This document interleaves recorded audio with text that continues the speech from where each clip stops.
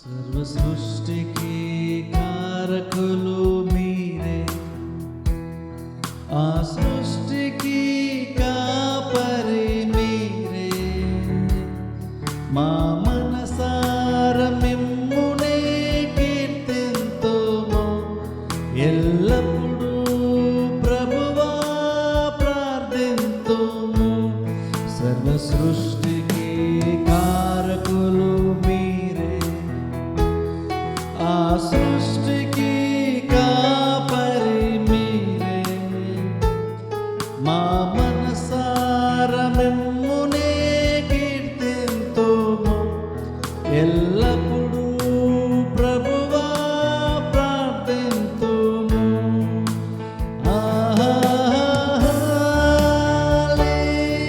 హల్లెలూయా,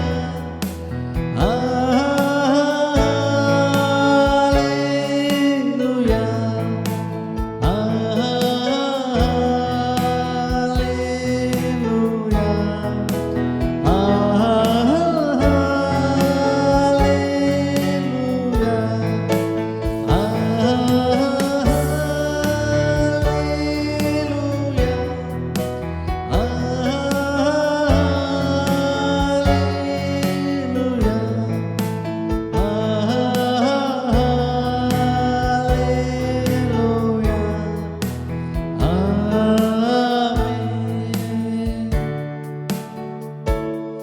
గగనం భూమి గతించిన నీ వాక్యం ఎన్నడూ మారదు.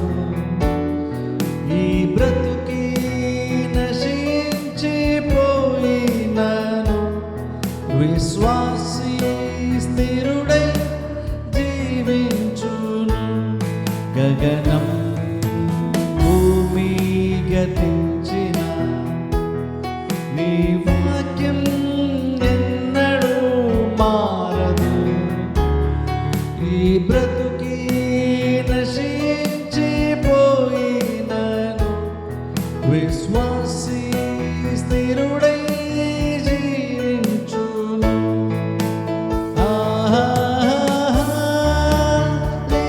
హల్లెలూయా,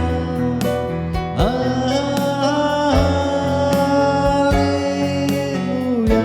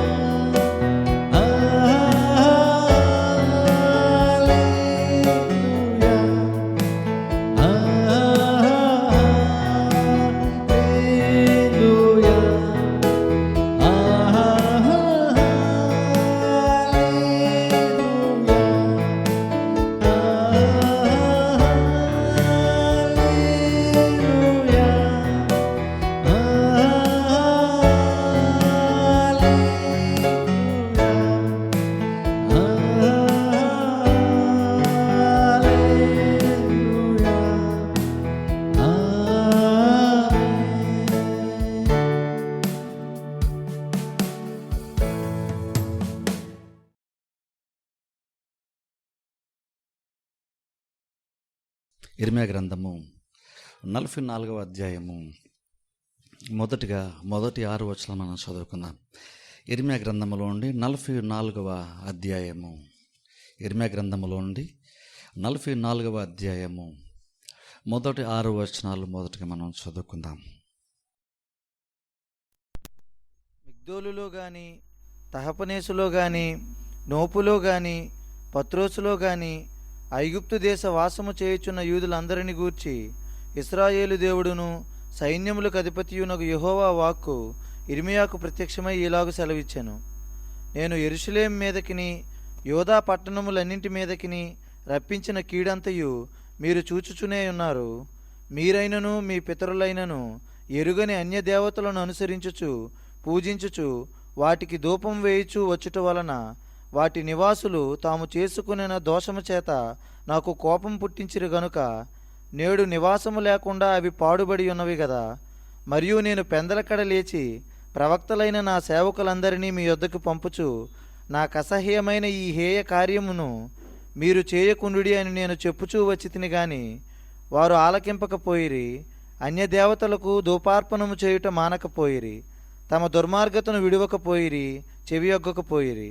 కావున నా ఉగ్రతయు నా కోపమును కుమ్మరింపబడి యోధా పట్టణముల్లోనూ యెరూషలేము వీధుల్లోనూ రగులుకొనును గనుక నేడున్నట్లుగా అవి పాడై ఎడారి ఆయను. చాలు. ఈరోజు 44వ అధ్యాయం విషయాలు మనం తెలుసుకుందాం. ముఖ్యంగా ఇక్కడ ఆ తీర్పు గురించి ఇక్కడ ఇర్మీయా మరికొన్ని విషయాలు ఇక్కడ శేషించబడినటువంటి అంటే మిగిలినటువంటి జన్మను గురించి ఇక్కడ ఇర్మీయా మాట్లాడుతూ ప్రవచిస్తూ వచ్చాడు. దేవుని యొక్క వాక్యం మరొకసారి ఇర్మీయాకు ప్రత్యక్షమైంది. అక్కడ మనం చూసుకున్నట్లయితే యాక్చువల్గా ఈ 44వ అధ్యాయంలో ఏవైతే విషయం ఇక్కడ ఇర్మీయా ప్రవచించడో లేదంటే తెలియజేశాడో, యాక్చువల్ చాలామంది ఏం చెప్తారంటే ఈ 44వ అధ్యాయం ఉన్నటువంటి విషయం ఇది ఇర్మీయా తన జీవితంలో చివరిగా చేసినటువంటి ఒక ప్రసంగం అని చాలామంది చెప్తారు. నేను చెప్పని చూసారు చాలాసార్లు ఇంత పెద్ద గ్రంథం అనేటువంటిది ఉన్నప్పుడు మనం ఏం గ్రహించాలంటే ఇది అధ్యాయాల ప్రకారంగా కార్యాలు జరిగినవి అనేటువంటిది కాదు. కొన్ని సందర్భాల్లో బైబిల్లో వరుస క్రమం కొన్నిసార్లు మనం చూస్తాం.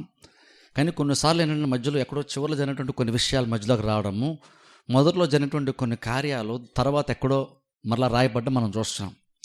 దానికి కారణం ఏంటంటే రాసేటప్పుడు ఇర్మీయా అలా రాయించడని కాదు. ఇర్మీయా రాసినప్పుడు ఒరిజినల్ కానీ ఎవరిదైతే ఇర్మీయా రాయించాడో రాసినప్పుడు అంతా వరుస క్రమంలోనే వాళ్ళు రాశారు. కానీ తర్వాత ఏంటంటే ఇది గ్రంథంగా పొందుపరచబడినప్పుడు, ఈ బైబిల్గా పొందుపరిచేటప్పుడు వాళ్ళు ఏం చేశారంటే వాళ్ళకి అప్పటికి దాన్ని పొందుపరిచినటువంటి వాళ్ళకి దాన్ని కలెక్ట్ చేసి అంతటిని కూడా సేకరించినటువంటి వాళ్ళకు ఉన్నటువంటి ఆ టైంలో ఉన్నటువంటి జ్ఞానాన్ని బట్టి వాళ్ళకి ఏది కరెక్ట్ అనిపించిందో, ఏది వరుస క్రమం అనిపించిందో అప్పటికి వాళ్ళకు ఉన్నటువంటి అవగాహన బట్టి జ్ఞానాన్ని బట్టి వాళ్ళు ఏం చేశారంటే దీన్ని వరుసగా పొందుపరిచి వాళ్ళు ఉంచారు. అలా వాళ్ళు కంపైల్ చేశారు. ఓ రకంగా చెప్పాలంటే అలా వాళ్ళు పొందుపరిచి ఉంచారు.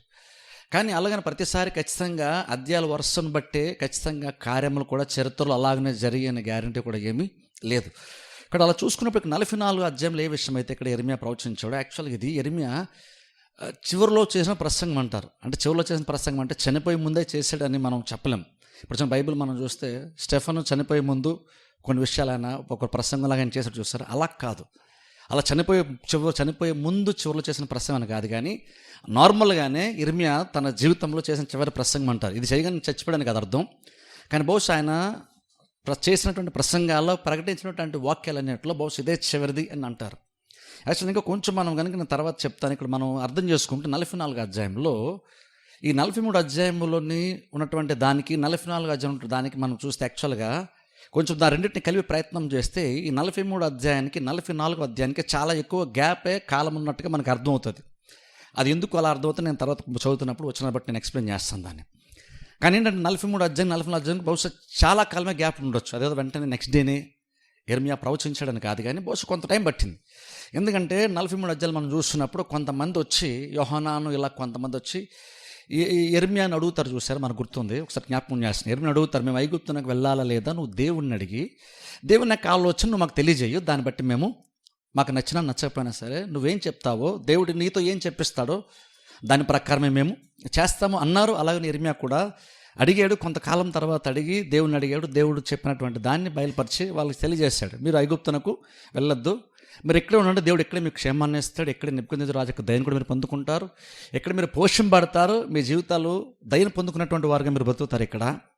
కాబట్టి మీరు ఐగుప్తుని వెళ్ళాల్సిన అవసరం లేదని యెరెమీయా చెప్తాడు. కానీ యాక్చువల్గా వాళ్ళైతే యెరెమీయా యొక్క మాటను వాళ్ళు వినకుండా 43 అధ్యాయం అసలు వాళ్ళు ఏమంటారంటే యెరెమీయాతో, అసలు నువ్వు ప్రకటించింది దేవుని యొక్క మాటే కాదు అని కూడా వాళ్ళు అంగీకరించకుండా వాళ్ళు వదిలేస్తారు.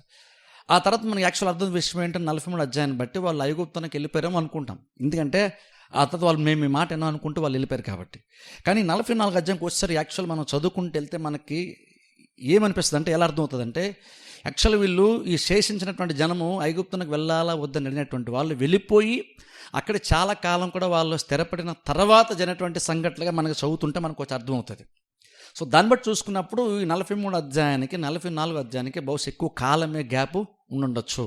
యాక్చువల్లీ ఇక్కడ 44 అధ్యాయం ఏం చూస్తామంటే, మిగిలినటువంటి జనం ఎవరైతే నెబుకద్నెజరు రాజు వచ్చి చెరగా తీసుకుని వెళ్ళిపోయిన తర్వాత దూర ప్రాంతంలోకి ముందుగానే పారిపోయి తిరిగి వచ్చారు చూసారా, ఆ వాళ్ళు శేషించినటువంటి జనం ఇక్కడ మనం చూస్తే 43 అధ్యాయం 42 అధ్యాయం చూస్తే వాళ్ళు ఇప్పుడు ఐగుప్తునికి వెళ్ళిపోయారు. ఐగుప్తులో ఉంటుండగా వాళ్ళు యెరెమీయాను కూడా ఐగుప్తునికి తీసుకుని వెళ్ళారు.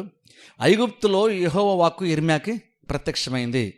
ఈ చదివినటువంటి 6 వచనాల్లో మనకు అర్థం విషయం ఏంటంటే, అక్కడ యెరెమీయా ద్వారా దేవుడు ఆ శేషించిన జనమునకు ఏం చెప్పే ప్రయత్నం చేశాడంటే, మీరు అక్కడికి వెళ్ళి మీరు విగ్రహారాధన చేస్తూ మీరు విగ్రహాలకి ధూపములు అర్పిస్తూ మీరు నాకు కోపము పుట్టించారని దేవుడు మాట్లాడుతున్నాడు. ఇప్పుడు చూడండి, ఇక్కడ యాక్చువల్ 43 అధ్యాయం మనం ఏం చూస్తాం, మేము అక్కడ వెళ్ళాలా వద్దా అని వాళ్ళు అడగటము, మేము వెళ్తామని వాళ్ళు డిసైడ్ అవ్వడం మనం చూస్తాం.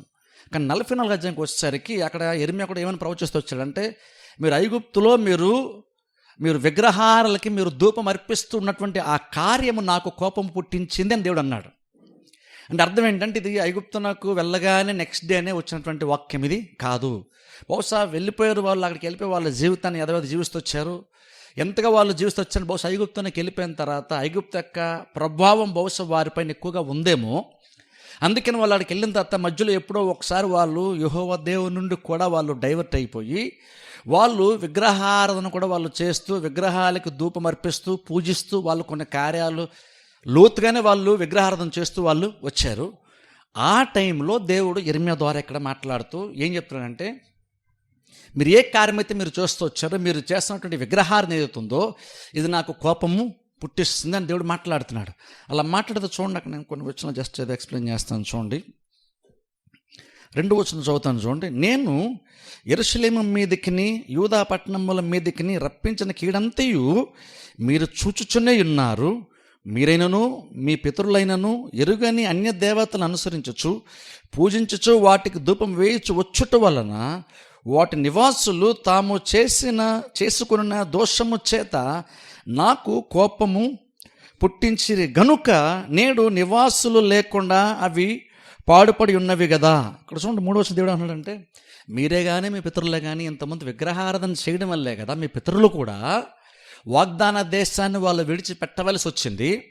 ఈ వాగ్దాన దేశం పాలుతెలు ప్రవహించవలసినటువంటి దేశము నిర్జీవంగా పాడైపోయింది కదా. దానికి కారణం ఏంటంటే మీ పితరులు చేసినటువంటి విగ్రహారాధన కదా. అది మీరు చూస్తూనే ఉన్నారు కదా. మీరు దేవుణ్ణి కాదని అన్య దేవతల వైపు వెళ్ళడం, వేరే దాని మీద లోబడ్డం, మీరు వేరే వాళ్ళకి లోబడ్డం అంటుంటుంది, వేరే కార్యాలు మీరు చేయడం అనేటువంటిది, దానివల్ల వచ్చిన పర్యవసానం ఏమిటో మీరు ఆల్రెడీ చూశారు. దానివల్లే కదా మీ పితరులు వాగ్దాన దేశాన్ని కాదని అక్కడికి వెళ్ళిపోయారు. వాళ్ళు సరే అక్కడ వెళ్ళిపోయారు, అది మీరు చూస్తూ వచ్చారు కదా. ఇప్పుడు యూదా యెరూషలేము పట్టణాలకి ఏ గతి అయితే ఇప్పుడు పట్టిందో అది కూడా మీరు చూశారు కదా. అది మీరు కళ్ళారా మీరు చూస్తుండి కూడా మరలా మీరు ఐగుప్తునికి వెళ్ళడం మాత్రమే కాకుండా మీరు యాక్చువల్గా మీరు విగ్రహారాధన కూడా మీరు చేస్తూ వచ్చారు అని దేవుడు మాట్లాడుతున్నాడు. ఇప్పుడు చూడండి, ఒక్కసారి ఆలోచించండి, ఇది ఎంత ప్రాముఖ్యం అంటే అసలు యాక్చువల్గా ఒకసారి మనం నార్మల్గా ఆలోచించేద్దాం. అసలు దేవుడు ఐగుప్తునికి ఎందుకు వెళ్ళొద్దన్నాడు? ఐగుప్తునికి దేవుడు ఎందుకు వెళ్ళొద్దన్నాడు? యాక్చువల్గా అది అన్య దేశము కాబట్టి వెళ్ళొద్దని దేవుడు చెప్పాడా అంటే యాక్చువల్గా నిజమైన కారణము అయి ఉండకపోవచ్చు. ఎందుకంటే నార్మల్ కొన్నిసార్లు దేవుడు ఎందుకని వేరే వేరే ప్రాంతాలకి వెళ్ళొద్దని దేవుడు ఎందుకు చెప్తాడంటే, దేవుడు ఎందుకు కొన్ని నిషేధిస్తాడు, ఎందుకు దేవుడు కొన్ని కాదంటాడంటే, యాక్చువల్ అక్కడికి వెళ్ళడం వల్ల ఏమవుతుందంటే అక్కడ మనుషులతో మీరు కలిసి ఉంటారు. అక్కడ మనుషులతో మీరు కలిసి ఉన్నప్పుడు వాళ్ళ అలవాటన్నీ కూడా మీ అలవాట్లుగా మీకు మారుతాయి. వాళ్ళ అలవాటు మీకు మారినప్పుడు వాళ్ళ ఇన్ఫ్లుయెన్స్ మీ మీద ఉంటుంది. వాళ్ళ ఇన్ఫ్లుయెన్స్ మీ మీద ఉన్నప్పుడు వాళ్ళు చేసే కార్యాలు మీరు కూడా చేస్తారు. దేవుడు మెయిన్గా ప్రధానంగా దేవుడు వెళ్ళొద్దు, కొన్ని ప్రాంతాలకు వెళ్ళొద్దు, కొన్ని అన్య ప్రాంతాలు వెళ్ళొద్దు అని దేవుడు చెప్పడానికి గల ఒక కారణం ఏంటంటే అక్కడికి ఏదో అన్య రాజ్యం కాబట్టి వెళ్తే ప్రాబ్లం అని కాదు. దేవునికి ప్రాంతాలు ప్రాబ్లం కాదు, ఆ ప్రాంతంలో ఉండేటువంటి అలవాట్లు, అక్కడ ఉన్నటువంటి మనుషుల యొక్క సాంప్రదాయాలు దేవునికి ప్రాబ్లం. మనుషుల ప్రాబ్లం కాదు యాక్చువల్గా. దేవునికి జియోగ్రాఫికల్గా ప్రాబ్లం ఏమి ఉండదు దేవునికి. అంటే ఆ భూభాగం కాబట్టి వద్దు అని దేవుడు ఎప్పుడు అలాగ అండు. ఐగుప్తు ఎందుకు వెళ్ళొద్దు అన్నాడంటే అది ఐగుప్తు కాబట్టి అని కాదు. అక్కడికి వెళితే అక్కడ మనుషులతో మీరు సహవాసం చేస్తారు, అక్కడ మనుషులతో మీరు సహవాసం చేస్తే వాళ్ళ అలవాట్లు మీకు వస్తాయి. వాళ్ళ అలవాట్లు మీకు వచ్చినప్పుడు మీరు వారిలాగా మీరు కొన్ని కార్యాలు చేస్తారు, దానివల్ల మీకు ప్రాబ్లమ్స్ వస్తాయి. కాబట్టి మీరు అక్కడికి వెళ్ళొద్దు. నేను అనుకున్న బహుశా దేవుడు ఈ 42 అధ్యాయంలో 43 అధ్యాయంలో కూడా వెళ్ళొద్దని చెప్పడానికి గల కారణం కూడా ఒకటి ఏంటంటే అక్కడికి వెళ్తే మీ పైన ఇన్ఫ్లుయెన్స్ చాలా ఎక్కువగా, వారి యొక్క ప్రభావం మీ మీద చాలా ఎక్కువ ఉంటుంది. అందుకని నేను యాక్చువల్ అక్కడికి వెళ్ళొద్దని అంటున్నాను. దేవునికి నార్మల్గా ఐగుప్తు అంటే దేవునికి పూర్తిగా పడదని కాదు, ఎందుకంటే దేవుడు ప్రతి మనుషులను దేవుడు సృష్టించాడు కాబట్టి దేవుని కంటే వ్యక్తిగతంగా కొన్ని దేశాలపైన లేదా కొంతమంది వ్యక్తుల మీద కేవలం వారు తను నమ్ముకోలేదనేటువంటి ఒక కారణాన్ని బట్టి దేవుడు ఏ ఒక్కరిని కూడా సహజంగా ద్వేషించేవాడు కాదు. కానీ కొన్నిసార్లు ఎందుకు దేవుడు ద్వేషించినట్లుగా మాట్లాడతాడంటే వాళ్ళు చేసినటువంటి కార్యాలను బట్టి, వారుకున్నటువంటి అలవాట్లను బట్టి అది మిగిలినటువంటి వారిపైన ప్రభావం ఉంటుంది. కాబట్టి కొన్ని దేశాలలోనికి వెళ్ళొద్దని దేవుడు, కొంతమందితో సహవాసం చేయొద్దని దేవుడు అందుకనే చెప్తాడు. కారణం ఏంటంటే వారి అలవాట్లు మీకు వచ్చేస్తాయి. అంతేగాని నిజంగా దేవుడు ఐగుప్తు దేశం కాబట్టి, అది ఇజ్రాయెల్ దేశం కాదు కాబట్టి దేవుడు ద్వేషించడని కాదు. అది జస్ట్ ఐగుప్తు కాబట్టి నేను ద్వేషం చేస్తాను, ఇది జస్ట్ ఇజ్రాయెల్ కాబట్టి నేను ప్రేమించేస్తాను, దేవునికి అలా కూడా కాదు. దేవుడు ఎప్పుడు కూడా అంత అల్పమైనటువంటి కారణాన్ని బట్టి కొంతమందిని తృణీకరిస్తూ, అల్పమైనటువంటి కారణాలను బట్టి కొంతమందిని దేవుడు చేర్చుకోవడం కూడా దేవుడు అలాగనా చేయడు. దేవుడు వద్దన్న దానికి బహుశా ఆ టైం వాళ్ళు గ్రహించలేకపోవచ్చు, కానీ దేవుడు చాలా లోతుగా ఆలోచించి, దూరం ఆలోచించి దేవుడు కొన్ని ప్రాంతాలకు వెళ్ళొద్దని, వారి దగ్గరికి వెళ్ళొద్దు, నువ్వు ఎక్కడ ఉన్నాను దేవుడు కొన్నిసార్లు వాళ్ళకంటూ కొన్ని పరుదులు పెట్టే ప్రయత్నం దేవుడు చేశాడు.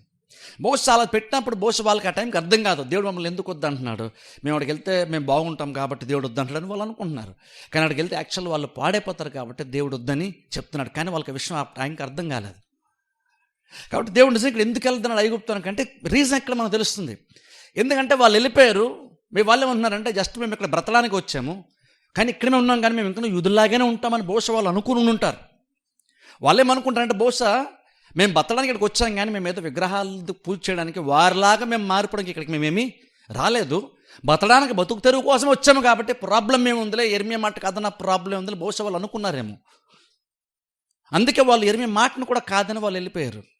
కానీ వాళ్ళు తెలియనటువంటి విషయం ఏంటంటే దేవుడు వారి భవిష్యత్తు గురించి ఆలోచించిన దానికంటే వారిని ప్రేమించేటువంటి దేవుడు వారి గురించి దేవుడు ఇంకా లోతుగా ఆలోచిస్తాడు. వారి మంచి గురించి దేవుడు ఎక్కువగా లోతుగా ఆలోచించాడు కాబట్టి దేవుడు ముందుగానే వెళ్ళొద్దని చెప్పాడు. కానీ ప్రాబ్లం ఏంటంటే వాళ్ళకి అది అర్థము కాలేదు.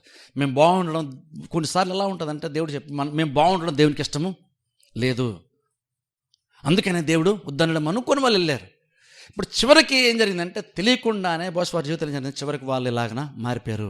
ఇప్పుడు ఒకప్పుడు ఏ తీర్పు అయితే యెరూషలేము పట్టణం మీదకి, ఏ తీర్పు అయితే యూదా ప్రజల మీదకి దేవుడు ప్రకటించాడో, ఇప్పుడు ఎగ్జాక్ట్ అదే తీర్పు ఐగుప్తునకు వెళ్ళిపోయిన తర్వాత కూడా దేవుడు అదే ప్రకటించాల్సి వచ్చింది. ఎర్మియా ద్వారా దేవుడు అదే మళ్ళీ ప్రకటించాల్సి వచ్చింది. ఇప్పుడు అంటున్నాడు, మీరు అక్కడికి వెళ్ళి మీరు విగ్రహారాధన చేస్తున్నారు. ప్రాబ్లం ఏంటంటే మీరు విగ్రహారాధన చేస్తున్నారు, దానివల్ల మీరు నాకు కోపము పుట్టిస్తున్నారు. అంటే ఒక రకంగా దేవుడు చెప్తాడు, నేను మీ మీద కోపపడ్డాను, మిమ్మల్ని తీర్పు తెచ్చాను కూడా రీజన్ యాక్చువల్ నేను కోపిస్తాను కాబట్టి నాకు మీ మీద కోపం వచ్చిందని కాదు. మీరు యాక్చువల్గా నేను చాలా దీర్ఘశాంతుని, కానీ మీరు నాకు కోపాన్ని రేపారు, నన్ను మీరు పురుకొల్పారు. కేవలం మీరు నా మాట కాదన్నందుకు కూడా కాదు. యాక్చువల్గా నిజంగా చూడండి, ఒక్కసారి ఆలోచించండి, దేవుని యొక్క మాట కాదన్నందుకు దేవుడికి నిజంగా కోపం వచ్చి ఉంటే కనుక వాళ్ళు వెళ్ళగానే దేవుడు ఇదే మాట ప్రకటించాల్సి ఉంది యాక్చువల్గా. ఎందుకంటే వెంటనే ఈరోజు వాళ్ళు తన మాట కాదన్నారు కాబట్టి నెక్స్ట్ డేనే వాళ్ళు ఐగుప్తునికి వెళ్ళిపోయి ఉంటే, ఆ ఐగుప్తునికి వెళ్ళగానే అడుగుపెట్టగా నెక్స్ట్ డేకి యెహోవాకి ఎర్మియాకి ప్రత్యక్షమైపోవాలి. కానీ ఇక్కడ మనం చూస్తే వెంటనే వాళ్ళు ఐగుప్తునికి వెళ్ళగానే యెహోవాకు ప్రత్యక్షం అవ్వలేదు, చాలా కాలం పట్టింది. ఎంత కాలం పట్టిందంటే వాళ్ళు అక్కడికి వెళ్ళడం మాత్రమే కాదు, అక్కడ సెటిల్ అవ్వడం మాత్రమే కాదు, కానీ వాళ్ళు విగ్రహారాధన కూడా చేసేంత వరకు వాళ్ళు వెళ్ళిపోయారు. అంటే చాలా కాలం పట్టింది. అంటే దాన్ని బట్టి అర్థం విషయం ఏంటంటే దేవుడు వీళ్ళు ఐగుప్తునికి వెళ్ళినందుకు మాత్రమే, ఐగుప్తుకి వెళ్ళిపోయారు కాబట్టి కోపం వచ్చలేదు దేవునికి. దేవుడు వెంటనే కోపడితే నెక్స్ట్ డేనే ప్రసంగం చేయాలి దేవుడు అలాగా ఎర్మియా ద్వారా. కానీ దేవుడు అలా చేయలేదు. దేవుడు కొంతకాలం చూశాడు. ఆ తర్వాత ఇప్పుడు వాళ్ళు బాగా విగ్రహాలలోనికి వెళ్ళిపోయి అందులో బాగా ఆ విగ్రహాలకి ఆ విగ్రహాలపైన వాళ్ళు బాగా ఆధారపడిపోయి దాన్నే ఆశ్రయిస్తూ దాన్నే పూజిస్తూ దానికి ధూప అర్పణలు ఇవన్నీ చెల్లిస్తుంటుండగా ఓ మొమెంట్లో దేవుడు యిర్మీయా ద్వారా వీళ్ళతో మాట్లాడాడు. అదేం చెప్తుందంటే దేవుడు వారికి చాలా అవకాశాన్ని దేవుడు వారికి ఇచ్చాడు. దేవుడు సైలెంట్గా ఉన్నాడంటే వదిలేశాడని కాదు, ఆ టైంలో ఒక రకంగా చెప్పాలి దేవుడు వారికి అవకాశాన్ని ఇచ్చాడు. ఎప్పుడైతే ఇంకా చేయి దాటిపోతుంది అనుకున్న పరిస్థితి దేవుడు అప్పుడు యిర్మీయా ద్వారా దేవుడు మాట్లాడదామనంటే, ఇప్పుడు మీరు నాకు కోపాన్ని పుట్టిస్తున్నారు. నేను ఒకసారి నిజంగా దేవుడు అంత దీర్ఘశాంతుడు అంటే వాళ్ళు ఐగుప్తునికి వెళ్ళగా దేవుని యొక్క మాటను కాదని వాళ్ళు వెళ్ళారు కాబట్టి వెంటనే దేవుని కోపం రావచ్చు. ఎందుకంటే నా మాట మీరు కాదంటారా, నేను స్వయంగా మీరు అడిగారు, అడగని నేను చెప్పినది మీరు నా మాట కాదన్నారు అని దేవుడు కోప్పడ్డ కూడా అర్థం ఉంటుంది ఒక రకంగా చెప్పండి. ఎందుకంటే కాదన్నా నేను చెప్పినది కూడా మీరు నా మాట వినలేదు, కోప్పడచ్చు దేవుడు. కానీ దేవుడు అక్కడ కూడా వెంటనే కోప్పడిపోయి ప్రసంగం చేయలేదు. కానీ అక్కడ దేవుడు అంటున్నాడు చాలా కాలం తర్వాత వాళ్ళ విగ్రహాలకు వెళ్ళిపోయినప్పుడు అంటున్నాడు మీరు చేస్తున్నటువంటి కార్యాలను బట్టే కదా. ఇప్పుడు ఇక్కడ దేవుడు ఇక్కడ 44 అధ్యాయాలు మాట్లాడుతున్నప్పుడు తన మాటను కాదని వెళ్ళినందుకు కూడా కాదు దేవుడు కోప్పడింది, వీళ్ళు విగ్రహాలలోనికి వెళ్ళినందుకు. యాక్చువల్గా ఇంకో రకంగా చెప్పాలంటే అసలు ఇలా వెళ్తారనే దేవుడు మొదట్లోనే వద్దని చెప్పాడు. ఇప్పుడు దేవుడు అంటున్నాడు ఇప్పుడు నాకు మీ మీద కోపం రేగింది, కారణం ఏంటంటే నేనేదో కోపిస్తుంది కాబట్టి నాకు కోపం వచ్చిందని కాదు, లేదా జస్ట్ ఏదో మీరు నా ఒక్క మాట కాదన్నందుకు నాకు మీ మీద కోపం వచ్చిందని కాదు, మీరు చేస్తున్న క్రియలు ఏదో కంటిన్యూల్గా మీరు చేస్తూ వచ్చారు, అది నాకు కోపాన్ని తెప్పిస్తుంది. అందుకనే కదా మీ పితరులు కూడా అలాగా వెళ్ళిపోయారు. ఇంతకుముందు ఐగుప్తునకు యెరూషలేమునకు అలాగే యూదా పట్టణానికి జరిగింది మీకు తెలుసు కదా, మీరు చూశారు కదా. మీరు చూసిన తర్వాత కూడా మరలా మీరు ఇదే పని మరి ఐగుప్తుని వెళ్ళడం కాకుండా మీరు వెళ్ళిన తర్వాత కూడా మరలా ఇదే పనిని మీరు కూడా చేస్తూ వస్తున్నారేంటి, అందుకే నాకు మీ మీద కోపం వచ్చిందని దేవుడు మాట్లాడుతూ అంటున్నాడు. చూడండి నేను చదువుతాను, మరలా 4 వచ్చి నేను చదువుతాను చూడండి.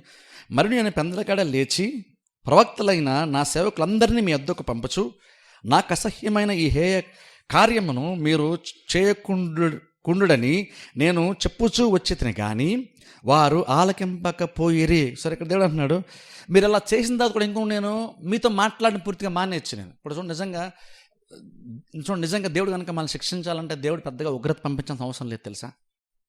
దేవుని యొక్క కెపాసిటీ చెప్తున్నాను.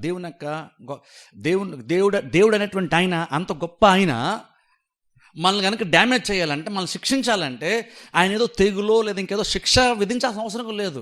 నన్ను అడిగితే నిజంగా చెప్పాలంటే దేవుడు మాట్లాడడం మానేస్తే చాలు, నిజంగా నీకు అదే పెద్ద శిక్ష.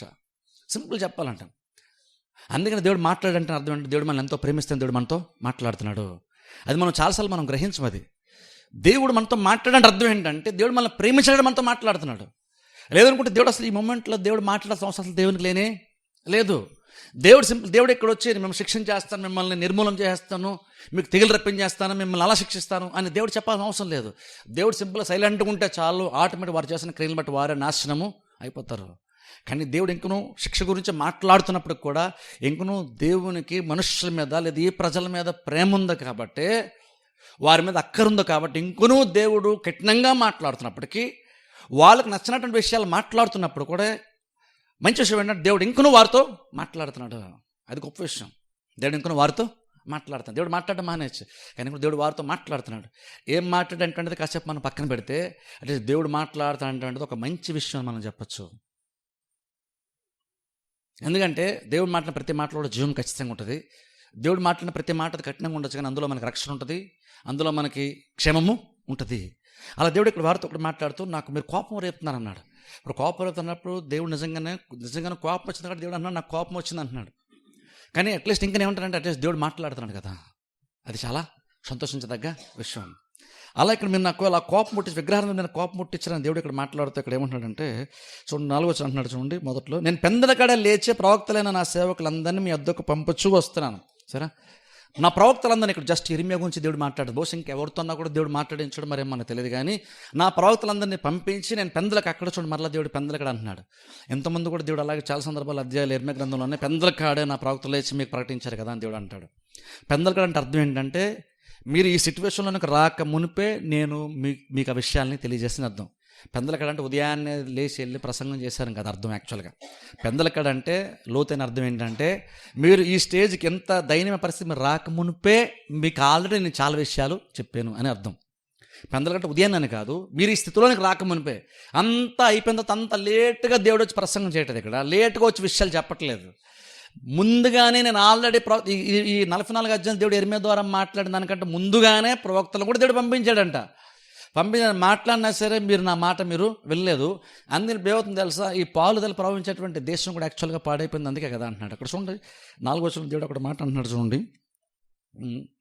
6వ వచనం చూస్తాను చూడండి. కావున నా ఉగ్రతయు నా కోపమును కొమ్మరింపబడి యూదా పట్టణములోను యెరూషలేము వీధుల్లోనూ రగులుకొనెను గనుక నేడున్నట్లుగా అవి పాడై ఎడారి ఆయెను. చూసారా, అవి పాడై ఎడారి ఆయెను. దేవుడు అంటున్నాడు అక్కడ యూదా యెరూషలేం పట్టణంలో దేవుడు మాట్లాడుతూ అంటున్నాడు. ఇలాంటి విగ్రహారాధన ఎగ్జాక్ట్ మీరు ఏం చేస్తూ వచ్చారో ఐగుప్తులో, అదే ఇంతకుముందు మీ పూర్వీకులు యూదా ప్రజలు యెరూషలేం పట్టణ వాస్తవ్యులు వాళ్ళు కూడా అలాగనే వాళ్ళు చేశారు కాబట్టి కదా ఇప్పుడు ఆ ప్రాంతము ఎడారిగా మారింది. ఒకసారి ఆలోచించండి, ఒకప్పుడు ఐగుప్తులో ఇజ్రాయెల్ ప్రజలు బానిస ఉన్నప్పుడు దేవుడు ఇదే ప్రాంతం దేవుడు ఏం మాట్లాడు తెలుసా, అది పాలు తేనెలు ప్రవహించే దేశం అన్నాడు దేవుడు. దేవుని యొక్క కందృష్టి ఆ దేశం మీద ఉంటుందని దేవుడు చెప్పాడు. నా కందృష్టి మీ దేశం పైన ఉంటుంది అన్నాడు. అలాగే నీది పాలు తేనెలు ప్రవహించే దేశం అని ఒకప్పుడు దేవుడు ఇదే దేశం గురించి దేవుడు మాట్లాడాడు, ఇదే నేల గురించి దేవుడు మాట్లాడాడు. కానీ ఇప్పుడు ఎగ్జాక్ట్ దేవుడు చెప్తున్నాడు అదే దేశం అంటే ఇప్పుడు ఎడారిలాగా మారిపోయిందంట. ఎలాంటి దేశం ఎలా మారిపోయిందో ఒకసారి ఆలోచించండి. అంటే నిజంగా అక్కడ దేవుడు పాలుతెలు ప్రపంచ దేశం అని దేవుడు చెప్తున్నప్పుడు కూడా నిజంగా ఆ ప్రాంతం యొక్క స్పెషాలిటీని బట్టి అది గొప్ప ప్రదేశంగా కాదు, కానీ దేవుని యొక్క దృష్టి ఆ దేశం మీద ఉంది కాబట్టి ఆ ప్రాంతం అంత వర్ధిల్లుతూ వచ్చింది. ఇజ్రాయెల్ ఎందుకు వాగ్దాన దేశం అయ్యింది, ఇజ్రాయెల్ దేశం ఎందుకు పాలుతెలు ప్రపంచ దేశం అయ్యింది అంటే దేవుని యొక్క దృష్టి దాని మీద ఉంది కాబట్టి అది అలా వర్ధిల్లుతూ వచ్చింది. అది అక్కడ ఇష్యూ యెరూషలేము ఇజ్రాయెల్ దేశం కాబట్టి బ్రహ్మాండం అని కాదు. మరియు నిజంగా పాలుతెలు ప్రపంచం సమృద్ధి అని కేవలం దేశంలో మాత్రమే ఉండుంటే ఇప్పుడు ఎందుకు ఇలా మారింది? ఇప్పుడు ఇలా మారడం ఏం చెప్తుందంటే ఆ ప్రాంతం ప్రత్యేకమైన ఎందుకు అయ్యిందంటే ఆ ప్రాంతంలో గొప్పతనం కాదు, దానిపైన దేవుని యొక్క దృష్టి ఉంది కాబట్టి ఆ ప్రాంతం అంత ప్రత్యేకంగా ఉండేది. ఇప్పుడు దేవుని యొక్క దృష్టి అక్కడి నుంచి మరలిపోయింది కాబట్టి ఇప్పుడు ప్రాంతం అన్ని ప్రాంతాల కంటే ఇంకా దారుణంగానే మారిపోయింది. అంటే ఏది స్పెషల్గా మార్చింది ఆ ప్రాంతాన్ని అంటే దేవుడు దాన్ని స్పెషల్గా మార్చాడు, కానీ ఆ ప్రాంతమే స్పెషల్ కాదు. ఆ ప్రాంతం స్పెషల్ కాదు, అది మనం ఎప్పుడు గ్రహించాలి. మన జాబులో స్పెషల్ కాదు, లేదా మనం ఉండే స్పెషల్ కాదు, మనం చేసే దాంట్లో దేవుడు ఉంటే అది స్పెషల్గా ఉంటుంది. ఒకసారి దేవుడు అందులో బయటకు వచ్చేస్తే అది నిజంగా పాలుతెలు ప్రపంచ దేశమైనా సరే అది ఎడారితోనే సమానం అవుతుంది. మనం గుర్తుపెట్టాలి. అందుకని దేవుడు మనకి ఎంత మంచి స్థితి ఇచ్చినా సరే మనం ఫస్ట్ ఆఫ్ ఆల్ దాన్ని బట్టి కాదు కానీ దేవుణ్ణి బట్టి మనం ఆనందించడం నేర్చుకోవాలి. మన దగ్గర కొన్నిసార్లు మంచి ఏమైనా ఉంటే మనం అనుకుంటుంటే ఇంత మంచి మన దగ్గర ఉంది, మన దగ్గర కాబట్టి ఉంది, ఇది మనం ఇంత మంచి సంపాదించుకున్నాం అనుకుంటాం. మనం ఏంటంటే అంత ప్రత్యేకత నీకు వచ్చింది, అది ఆ ప్రత్యేకత ఏంటంటే దానిలో లేదు, ప్రత్యేకత ఏంటంటే దేవునిలో ఉంది. దేవుని బట్టి అది ప్రత్యేకంగా మార్చబడింది, దేవుని బట్టి అది ప్రత్యేకంగా ఉంది, కానీ వేరే వేరే కారణాలు బట్టి కాదు. అందుకనే దేవుడు అక్కడ ఉంటే అది ప్రత్యేకంగా ఉంటుంది. ఇప్పుడు దేవుడు అంటున్నాడు ఇప్పుడు చూడండి అది కూడా చూడండి ఎడారిలాగా అది మారిపోయింది కదా, అది కూడా మామూలు దేశంలో మారిపోయింది. ఎందుకంటే మీరు నా మాటని కాదన్నందుకు. కింద చదవండి కొంచెం 7వ వచనం నుండి.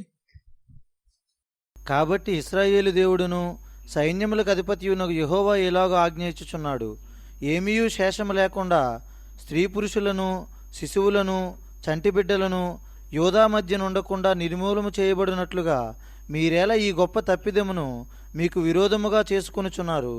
మీకు మీరే సమూల నాశనము తెచ్చుకున్నట్లును భూమి మీదనున్న జనములన్నింటిలో మీరు దూషణ పాలై తిరస్కరింపబడినట్లును మీరు కాపురముండుటకు పోయిన ఐగుప్తులో అన్యదేవతలకు ధూపార్పణము చేయుదురు. మీరేలా ఎలాగున చేయుచు మీ చేతి క్రియల చేత నాకు కోపం పుట్టించుచున్నారు. వారు యోధా దేశములోను యెరూషలేము వీధుల్లోనూ జరిగించిన క్రియలను అనగా మీ పితరులు చేసిన చెడుతనమును, యోధారాజులు చేసిన చెడుతనమును, వారి భార్యలు చేసిన చెడుతనమును, మీ మట్టుకు మీరు చేసిన చెడుతనమును, మీ భార్యలు చేసిన చెడుతనమును మర్చిపోతిరా? నేటి వరకు వారు దీన మనస్సు ధరింపకున్నారు, భయమును అందుకున్నారు. నేను మీకును మీ పితరులకు నియమించిన ధర్మశాస్త్రమునైనను కట్టడలనైనను అనుసరింపకయే ఉన్నారు. చాలు చూడండి, ఇక్కడ గమనించండి ఒకసారి. ఇక్కడ చూస్తే 7వ వచనంలో అక్కడ చూడండి, 7వ వచనంలో లాస్ట్ లైన్ మనం చూస్తే, ఇలా సెకండ్ లాస్ట్ లైన్ మనం చూస్తే, మీరేలా ఈ గొప్ప తప్పిదమ్మును మీకు విరోధముగా చేసుకొనుచున్నారు, మీకు మీరే సమూల నాశనము తెచ్చుకున్నట్లును భూమి మీదను జన్మలన్నిటిలోనూ మీరు దూషణ పాలె తిరస్కరింపబడినట్లును మీరు కాపురం ఉంటాకు పోయిన ఐగుప్తులో అన్య దేవతలకు దోపాపను చేదురు. ఇక్కడ చూడండి దేవుడు మాట్లాడుతున్నాడు, చూడండి మీకు విరోధముగా చేసుకొనుచున్నారు. మీకు మీరే సమూల నాశనము తెచ్చుకున్నట్లు ఈ కార్యాలు మీరు చేశారు. ఇప్పుడు దేవుడు అక్కడ చూడండి, వాళ్ళు చేసిన విగ్రహారం దేవుడు ఎలా చూశాడు తెలుసా? మీరు ఇలా చేశారు కాబట్టి నేను మిమ్మల్ని శిక్షిస్తున్నాను అంటే దేవుడు అక్కడ. బట్ ఇంకా చెప్పండి, అలా చేసిన దేవుడు శిక్షించినా అందులో 100% న్యాయం ఉంటుంది, అందులో డౌటే లేదు. కానీ దేవుడు యాక్చువల్గా చెప్పాడంటే ఇదంతా ఏదో ఇప్పుడు మీకు శిక్ష వచ్చిందంటే నేను ఏదో అనుకున్నాను కాబట్టి నేను పనిగట్టుకొని ఉద్దేశపూర్వకంగా శిక్షించినని కూడా కాదు. ఒక రకంగా చెప్పాలంటే మీ క్రియలు నాకు కోపము రేపుని. కాబట్టి అలా చూసినప్పుడు నేను మీ తట్టు నేను ఇలా మారడానికి గల ఒక కారణం ఏంటంటే మీ క్రియలే, మీ క్రియలు ఇలా మారుతున్నాయి. దానివల్ల ఇప్పుడు నష్టం ఎవరికంటే యాక్చువల్గా నాకు నష్టము కాదు, నష్టం మీకు. దేవుడు అన్నాడు అక్కడ మీకు మీరు కీడు తెచ్చుకుంటున్నారు దేవుడు అక్కడ. ఇప్పుడు చూడండి, చాలా సందర్భాలు అది గ్రహించాం మనం. అక్కడ దేవుడు అన్నాడు మీరు విగ్రహారాధన చేయడం వల్ల మీ మీదకి మీరు కీడు తెచ్చుకున్నారు. ఇప్పుడు ఏదో అక్కడ మీకు శిక్షింపడ్డారంటే దానికి కారణం యాక్చువల్ నేను కూడా కాదు. కారణం ఏంటంటే అది మీరు చేసుకున్నారు. ఓ రకంగా చెప్పాలంటే దేవుడు నిజంగా అసలు ఈ మాటను బట్టి చూసి దేవుడు నిజంగా అసలు ఎందుకు అంత దూరం వాళ్ళు వెళ్ళొద్దన్నాడు. మీరు యూదా పట్టణమే నాశనం అయిపోయినా, నిర్మూలన అయిపోయినా, ఇక్కడ బూడిదైపోయినా సరే మీరు ఎక్కడ ఉన్నారని దేవుడు ఎందుకు చెప్పాడు తెలుసా? దాని ఒక్క కారణం అంటే ఇక్కడ ఉంటే ఓ రకంగా దేవుణ్ణి బట్టే మేలు జరుగుతుంది. కానీ ఓ రకంగా చెప్పాలంటే ఆ నిర్ణయం వాళ్ళు తీసుకున్నప్పుడు వారి జీవితానికి వాళ్ళే మేలు చేసుకునే వాళ్ళుగా ఉంటారు. చాలా సందర్భాలు ఏంటి మనం ఏంటంటే ఎవరు సపోర్ట్ చేయడం అనుకుంటున్నా అంటే అసలు ఎవరు సపోర్ట్ అవసరం లేదు. నిజంగా నువ్వు దేవుడు నమ్ముకుంటే నువ్వు కరెక్ట్గా నువ్వు ఆలోచించి కరెక్ట్గా కొన్ని కార్యాలు చేస్తే నువ్వు సపోర్టు చేసుకోవచ్చు. అది బెస్ట్గా పనిచేస్తుంది నీ జీవితంలో, ఎవరో సపోర్ట్ కాదు. నీ జీవితంలో నీకు సపోర్ట్ నీకు చేసుకుంటే సరిపోద్ది. అది దేవుని వల్ల నువ్వు అంత జ్ఞానంతో నీ బలముతో నువ్వు చేసుకుంటానని చెప్పట్లేదు అక్కడ దేవుడు. ఎందుకంటే దేవుడు ఆల్రెడీ నీకు సపోర్ట్ చేయడానికి దేవుడు ఉన్నాడు. దేవుడు మన పక్షాన ఉన్నాడు, కానీ దేవుడు మనకు విరోధి కాదు. దేవుడు మనకు విరోధి కాదు కాబట్టి మనం కొంచెం దేవుడు చెప్పినట్టుగా ఆలోచించి కొన్నిసార్లు మనకు అర్థం కాకపోయినా మనకు అందులో పెద్దగా మేలేం ఉన్నట్టుగా మనకు అనిపించకపోయినా సరే మనం కనుక దేవుడు చెప్పాడు కాబట్టి అర్థం కాకపోయినా సరే నువ్వు చెప్పావు కాబట్టి నాకు నీ మీద నమ్మకం కాబట్టి నువ్వేం చెప్పినా సరే నేను దాన్ని చేస్తాను అని అనుకోండి. కనుక మనకు అర్థం కాకపోయినా దేవుడు ఐగుప్తానికి ఎందుకు వెళ్ళొద్దు అన్నాడు, అక్కడ బాగుంది కదా, ఇక్కడ అంతా బూడిదైపోయింది, ఇక్కడ అంతా ఏమీ లేదు, ఇక్కడ మాకు రిస్క్ ఎక్కువ ఉంది, ఇక్కడ మాకు ప్రమాదం ఉంది, అక్కడ బాగుంది, అయినా సరే ప్రభువా నువ్వు ఉండమన్నావు కాబట్టి మేము ఇక్కడే ఉంటాము అనుకుని కనుక వాళ్ళు ఉండుంటే ఏం జరుగుండేది తెలుసా? వాళ్ళు దేవుని యొక్క మాటను వాళ్ళు విన్నారనే కాదు, పైపైన చూసి దేవుని యొక్క మాటను వాళ్ళు విన్నట్టు, కానీ ఆ నిర్ణయం వెనకాల యాక్చువల్గా వారి జీవితానికి వాళ్ళే మేలు చేసుకున్న వాళ్ళు అయ్యి ఉండేవాళ్ళు. ఇప్పుడు ఏం జరిగిందంటే దేవుని యొక్క మాటను కాదనుకప్పుడు దేవుడు అన్నాడు ఇక్కడ అసలు విషయం ఏంటో తెలుసా?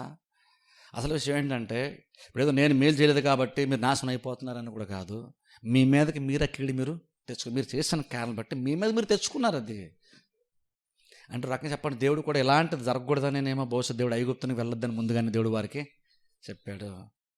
ఇలాంటి సిచ్యువేషన్కి వాళ్ళు ఎండప్ అవుతారని దేవుడు తెలుసు.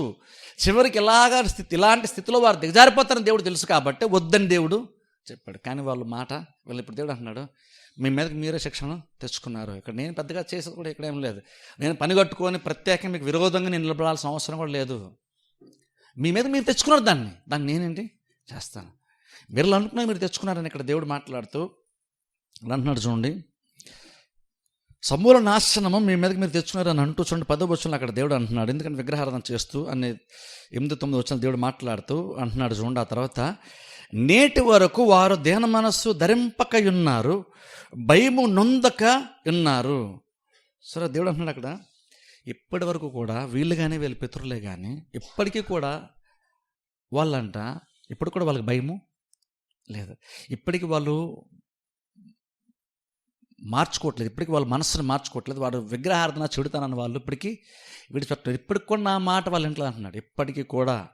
అంటే అర్థం ఏంటంటే 43 అధ్యాయం 44 అధ్యాయానికి చాలా కాలము పట్టిందని అర్థం. ఏదో ఐగుప్తునికి వెళ్ళిపోగానే నెక్స్ట్ డేనే దేవుడి మాటలు మాట్లాడేస్తాడని కాదు.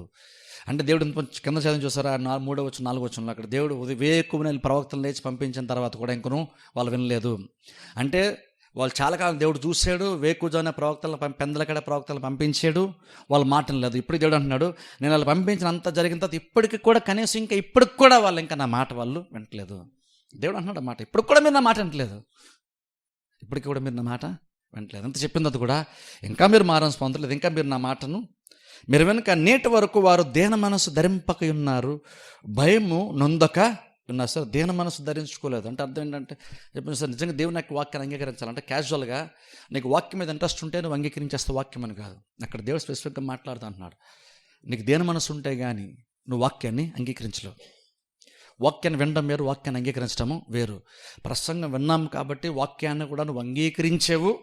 వాక్యంలో ఉన్నది ఎగ్జాక్ట్ 100% నువ్వు దాన్ని యాక్సెప్ట్ చేస్తావు. మీరు చెప్పింది నిజమే అన్నామన్న గ్యారంటీ అయితే ఏమీ లేదు. ప్రసంగం వరకు అందరూ యాక్సెప్ట్ చేస్తాం, అలాగని అందరూ కూడా వాక్యాన్ని అంగీకరించారు అన్నది లేదు. వాక్యాన్ని అంగీకరించడానికి కేవలం ప్రసంగం అర్థమైతే సరిపోదు. వాక్యాన్ని అంగీకరించడానికి నీళ్ళు లోపల నీ హృదయమునకు లేదా నీ మనస్సునకు దీనత్వము ఉంటే తప్ప నువ్వు దేవుని యొక్క వాక్యాన్ని అంగీకరించవు. స్పెసిఫిక్ ఇలాంటి సందర్భాల్లో దేవుడు అన్నాడు, ఇంకా ఇంత చెప్పిన తర్వాత కూడా ఇంకనూ ఇప్పటికి కూడా వాళ్ళు ఇంకనూ నా మాట వినలేదు, ఇప్పటికీ వాళ్ళు మారు మనసు పొందట్లేదు, ఇప్పటికీ వాళ్ళ మార్గాలు వాళ్ళు మార్చుకోవట్లేదు దేవుడు చెప్తున్నాడు. ఇది యెరెమీయా ఒక్కడే కాదు, ఇంకా ఇంతమంది దేవుడు చెప్పాడు చూస్తున్న 4వ వచనంలో, పెందల కాడ ప్రవక్తలు లేచి పంపించిన తర్వాత కూడా మీరు నా మాట వింటుంది అన్నాడు. అంటే అర్థం ఏంటంటే బహుశా దేవుడు చాలాసార్లు వాళ్ళకి వాక్యాన్ని ప్రకటించాడు. ప్రకటించిన తర్వాత ఇంకనూ వాళ్ళు వినలేదు. ఎందుకు వినలేదంటే వాళ్ళల్లో ఒకటి కొద్దుగా ఉంది. ఏంటంటే అక్షరాల దేవుడు యెరెమీయాని పంపించి మాట్లాడినది కూడా వినరా అంటే వినరు. ఎందుకు వినరు అంటే అక్కడ వాళ్ళు అనుకుంది కరెక్ట్ అనుకుంటారు, కానీ దేవుడు చెప్పింది కరెక్ట్ అని వాళ్ళు అనుకోరు. మన చాలా సందర్భాల్లో ఏంటంటే మనకున్నటువంటి మనం బయటికి చెప్పము, కానీ చాలా సందర్భాల్లో మనకున్నటువంటి జ్ఞానం చాలా గొప్పది అనుకుంటాం, మనకే బాగా తెలుసు అనుకుంటాం. దేవుడు చెప్పిన దానికంటే, దేవుడు వాక్యం ద్వారా దేవుడు మాట్లాడిన దానికంటే నాకు బాగా తెలుసు అనుకుంటాం. అందుకే కొన్నిసార్లు చెప్పినప్పుడు దేవుడు మాట్లాడినప్పుడు కొన్నిసార్లు మనం వినడానికి ఇష్టపడం, మనకు అన్నీ బాగా తెలుసు అనుకుంటాం. లేదు కొన్నిసార్లు ఏంటంటే జస్ట్ పాస్టర్ చెప్పారులే, పాస్టర్ మాట మనం ఎందుకు వినాలే, ఆయనకి అన్నీ తెలియదు కదా, నాకు తెలుసు కదా అనుకుంటాం మనం. అందుకే దేవుడు అన్నాడు, ఇప్పటికీ వాళ్ళ దీన మనసు ధరింపక ఉన్నారు. ఇప్పటికీ వాళ్ళ దేవుడు ఒకటి కొద్దిగా చూస్తాడు. ఏంటంటే జస్ట్ విగ్రహారాధన ఒక ప్రాబ్లం కాదు, వారిలో దేన మనసు లేకపోవడం ప్రాబ్లము. నేను చెప్పింది కరెక్ట్ అని వాళ్ళు నమ్మలేకపోవడం ప్రాబ్లం. ఎందుకంటే నేను మాట్లాడిన తర్వాత కూడా వాళ్ళకి తగ్గించుకునే మనసు వారికి లేదు. ఆ మాట ప్రసంగించేటువంటి యెరెమీయా చెప్పట్లేదు, దేవుడు చెప్తున్నాడు ఆ మాట.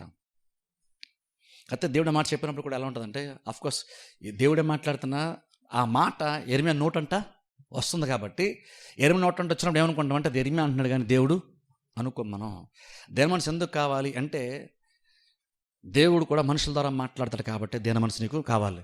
ఎందుకు దేన మనసు కావాలంటే నువ్వు మనిషిని చూస్తున్నావు, మనిషిగా దేవుందులు అనుకుంటున్నావు, కానీ ఆ మనిషిలో కూడా బహుశా దేవుడేమో అని చూసేంత దేన మనసు మనకి యాక్చువల్గా ఉండాలి.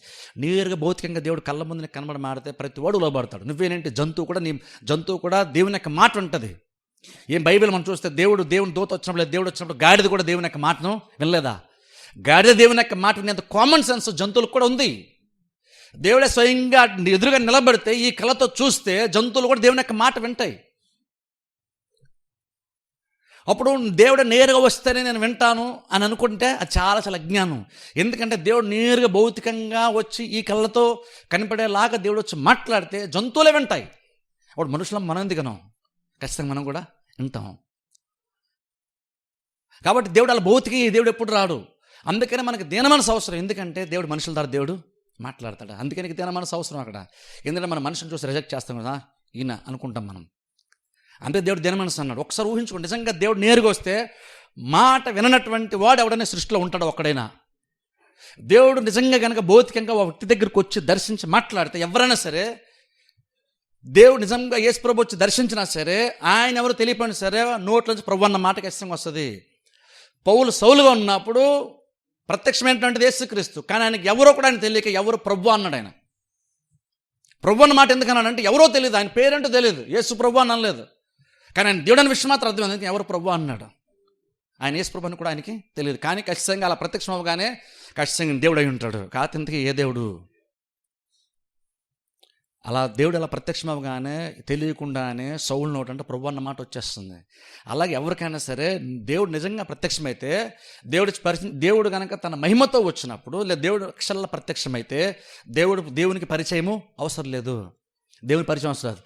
కానీ దేవుడు మనుషుల ద్వారా మాట్లాడతాడు కాబట్టి యెహోవా సెలవిచ్చినదేమనగా అంటాడు దేవుడు.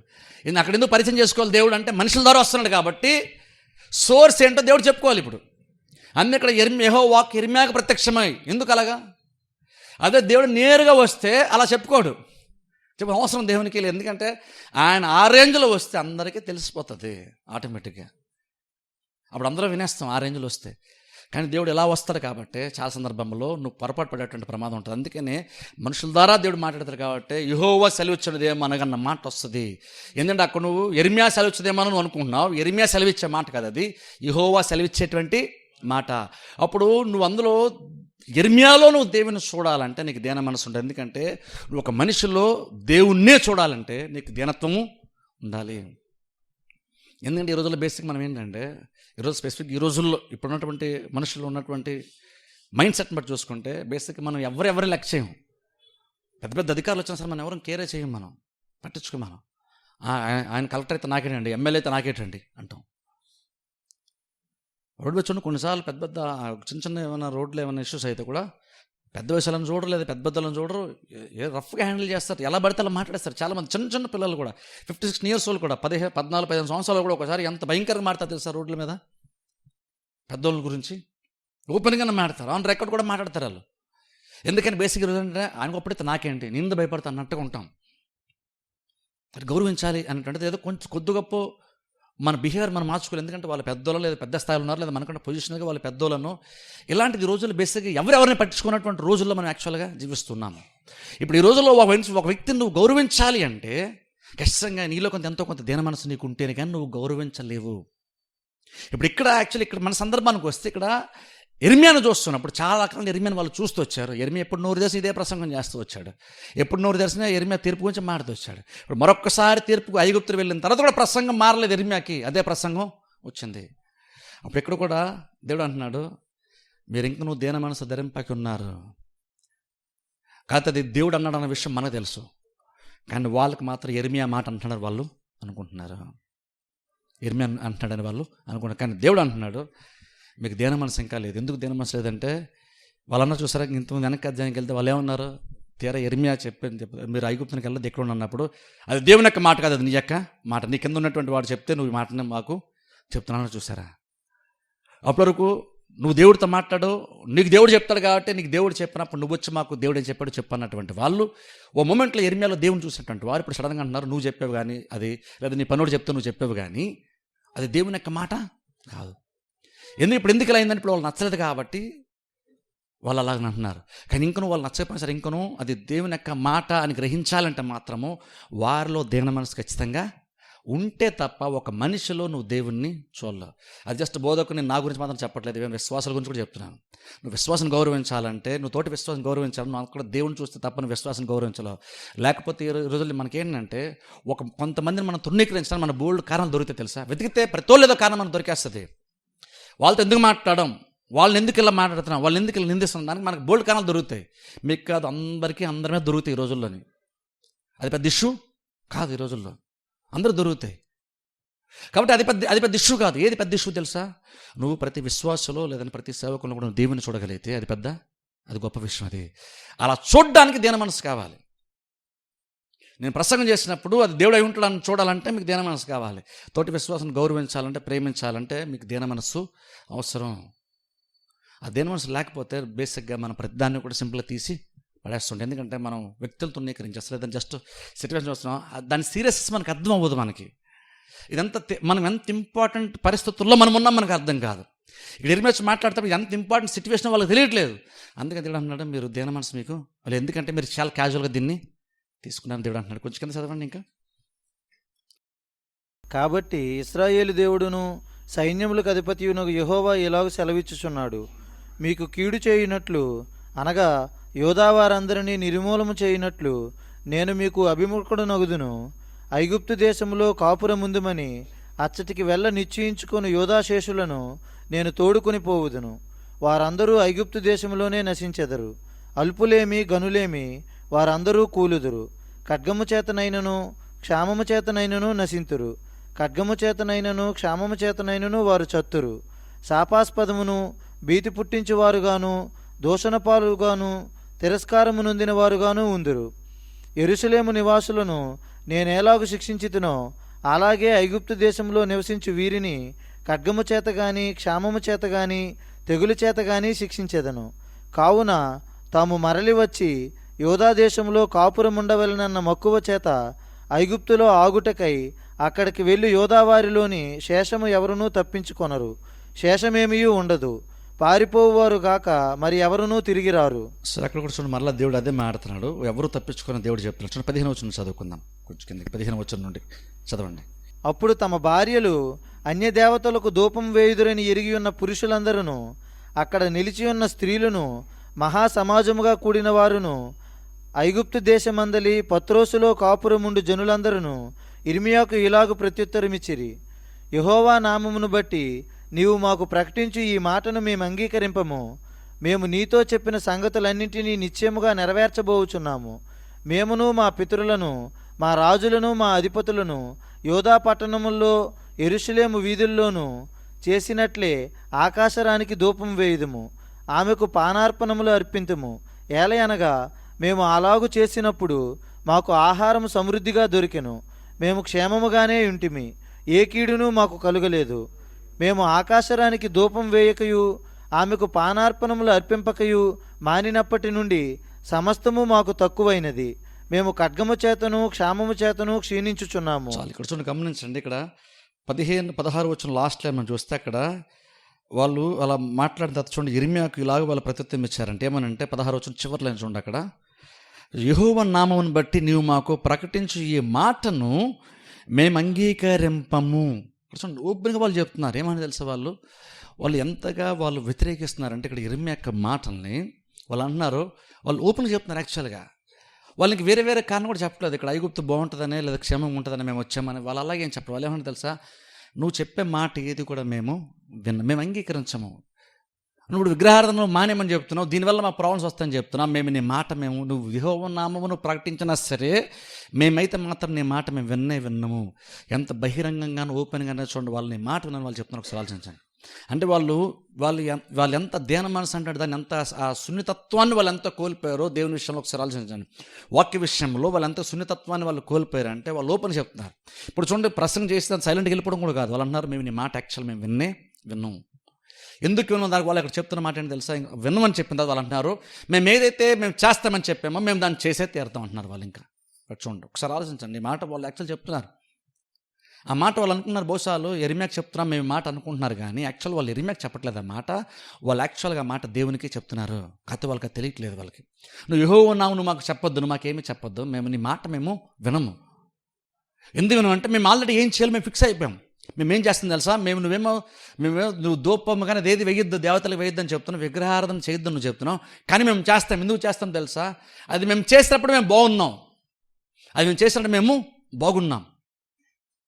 ఇక్కడ చూడండి, బేసిక్ ఏంటంటే వాళ్ళు విగ్రహారాధన ఎలాంటి దేవతలు వాళ్ళు విగ్రహారాధన చేస్తున్నారంటే కొంచెం ఆకాశాన్ని మనం చూస్తుంటే అర్థం ఏంటంటే బేసిక్గా వాళ్ళు ఆకాశాన్ని ఒక దేవుడిలాగా లేదా దేవతలాగా వాళ్ళు పూజిస్తూ వస్తున్నారు. ఎందుకు వాళ్ళు పూజిస్తున్నారంటే బేసిక్ ఏమి ఉండొచ్చు అంటే ఆకాశం నుండి వర్షం వారికి వస్తుంది, వర్షం వస్తే పంటలు పండుతాయి, పంటలు పండితే వాళ్ళు భుజిస్తారు, డబ్బులు సంపాదించుకుంటారు, బాగా బ్రతుకుతారు. కాబట్టి వాళ్ళు ఏమనుకుంటున్నారంటే ఆకాశం మీద వాళ్ళు బేసే బ్రతుకుతారు. కాబట్టి వర్షం రాకపోతే వాళ్ళకి కరువు వస్తుంది. కాబట్టి అది కూడా ఒక దేవుడిగా వాళ్ళు పరిగణించి వాళ్ళు పూజించడం స్టార్ట్ చేశారు. అందులో చూడండి, నార్మల్ ఈ రోజుల్లో కూడా చూడండి, ప్రతి దానికి ఒక దేవుడు ఉన్నాడు. ప్రతి దానికి ప్రతి ప్రాంతానికి ఒక దేవుడు, ప్రతి వాతావరణానికి ఒక దేవుడు, ప్రతి సృష్టిలో ఉన్న ప్రతి ఒక్క దానికి ఒక దేవుడు. సృష్టింపడినటువంటి ప్రతి దాన్ని కూడా ఎవరో ఒకరు దాన్ని దేవుడిగా చూసి దేవుడిగా వాళ్ళు పూజించే ప్రయత్నం చేస్తారు. ఎందుకని వాళ్ళు అది లేకపోతే మేము బ్రతలేమని వాళ్ళు అనుకుంటున్నారు. కానీ సృష్టిని అలాగ నిర్ణయించినటువంటి దేవుడు దాని వెనకాల ఉన్నాడని కూడా వాళ్ళు మర్చిపోతున్నారు. వాళ్ళు అంటున్నారు లేదు నువ్వు చెప్పినా సరే మేము, ఎందుకంటే మేము ఆ దేవతను పూజించినప్పుడు మేము బాగున్నాం, మాకు అన్నీ కలిసి వచ్చినాయి, మాకు కరువు లేదు, మాకేమీ లేదు. కాబట్టి నువ్వు చెప్పినా సరే మేము నీ మాట మేము ఎందుకంటే అది చేయకపోతే మాకు ప్రాబ్లం వచ్చింది, అది చేయడం వల్ల మాకు ప్రాబ్లం వచ్చింది, ఇప్పుడు చేయడం వల్ల మాకు బాగుంటుంది. కాబట్టి నీ మాట మేము విన్నాం, నువ్వు చెప్పింది మేము చేయము, మాకు అనిపించేది మేము చేసుకుంటూ ముందుకి వెళ్తామంటే. కొంచెం కింద చదవండి. మేము ఆకాశరానికి ధూపం వేయగాను ఆమెకు పానార్పణములు అర్పింపగాను మా పురుషులు సెలవు లేకుండా ఆమెకు పిండి వంటలు చేయుచున్నామా, ఆమెకు పానార్పణములు పోయిచున్నామా అని వారు చెప్పగా ఇర్మియా ఆ స్త్రీ పురుషులందరితో అనగా తనకు అట్లు ప్రత్యుత్తరమిచ్చిన ప్రజలందరితో ఇట్లనెను, యోధా పట్టణముల్లోనూ యెరూషలేము వీధుల్లోనూ మీరును మీ పితరులను మీ రాజులను మీ అధిపతులను దేశ ప్రజలను ధూపం వేసిన సంగతి యెహోవా జ్ఞాపకము చేసుకొనలేదా? అదే కదా ఆయన మనస్సునకు వచ్చెను. యెహోవా మీ దుష్టక్రియలను చూచి మీరు చేయు హేయకృత్యములను ఎంచి ఇకనూ సహింపలేకపోయిన గనుక నేడున్నట్లుగా మీ దేశము పాడుగాను ఎడారిగాను శాపాస్పదముగాను నిర్జనముగాను ఆయన చేసెను.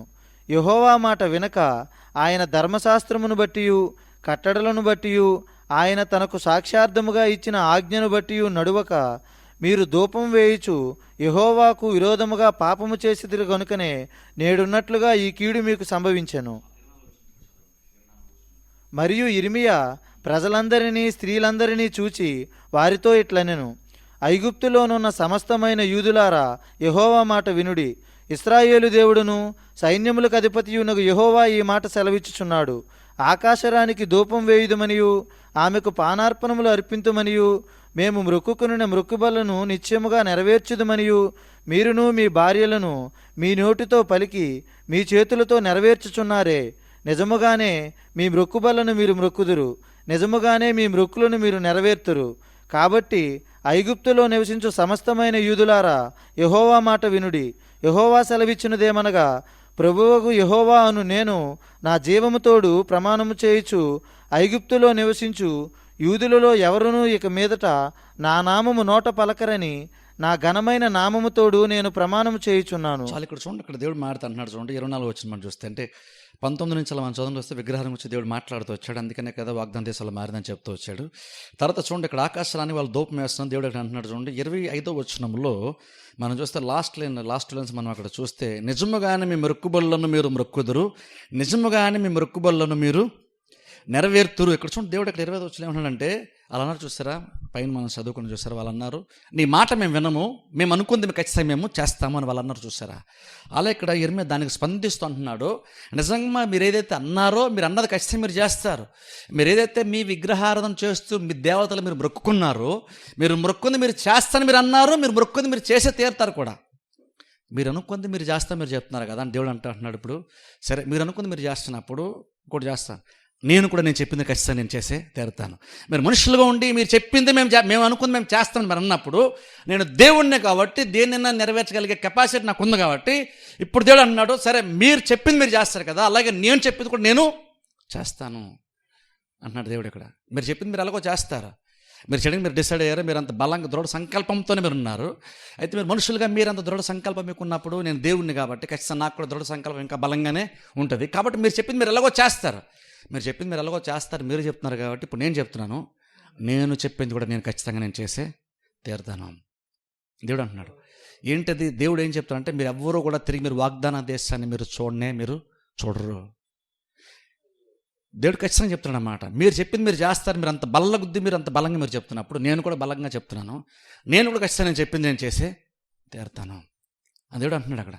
ఇప్పుడు ఇంకా చెప్పండి చూడండి, వాళ్ళు బబులోను రాజ్యానికి చెరగా వెళ్ళిపోయినటువంటి యోధా ప్రజలు ఉన్నారు చూసారా, వాళ్ళు 70 సంవత్సరాల తర్వాత తిరిగి వస్తారని దేవుడు యాక్చువల్ వారి వాగ్దానము చేశాడు. మీరు కొంతకాలం అక్కడ ఉంటారు కాబట్టి మీరు అక్కడ ఉన్నంతకాలం ఆ దేశానికి క్షేమాన్ని మీరు కోరుకుండి అక్కడ మీరు ఇల్లు కట్టుకొని మీరు బ్రతకండి, మీరు తర్వాత మీరు మరలా తిరిగి వాగ్దాన దేశాన్ని మీరు వస్తారని దేవుడు వారికి చెప్పాడు. అట్లీస్ట్ వారు శిక్షింపబడుతున్నా సరే, చెరగా వాళ్ళు వెళ్ళిపోయినా సరే, ఇంకను దేవుని యొక్క వాగ్దానం వాళ్ళకు ఉంది. ఏమని తెలుసా, మీరు తిరిగి వెనక్కి మీరు వస్తారు, ఓ టైం వచ్చి వెనక్కి వస్తారు. వాగ్దానం అట్లీస్ట్ వారికి ఉంది.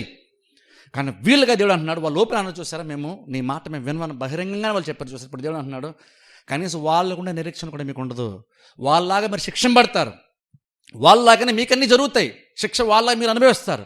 కానీ వాళ్ళకి మీకు డిఫరెన్స్ ఏంటో తెలుసా, వాళ్ళు అట్లీస్ట్ వాళ్ళు తిరిగి వెనక్కి వస్తారు. వాళ్ళకి ఆ వాగ్దానం నేను చేశాను, వాళ్ళకి అది ఉంది. కానీ మీరు అలా వెనక్కి తిరిగి వచ్చే ఛాన్స్ కూడా నేను మీకు ఇవ్వను. మీరు చెప్పింది మీరు చేస్తారు అన్నప్పుడు నేను చెప్పింది కూడా నేను చెయ్యాలి కదా, నేను చెప్పింది ఖచ్చితంగా నేను చేస్తాను అన్నాడు దేవుడు. ఇక్కడ కొంచెం కింద చదవండి.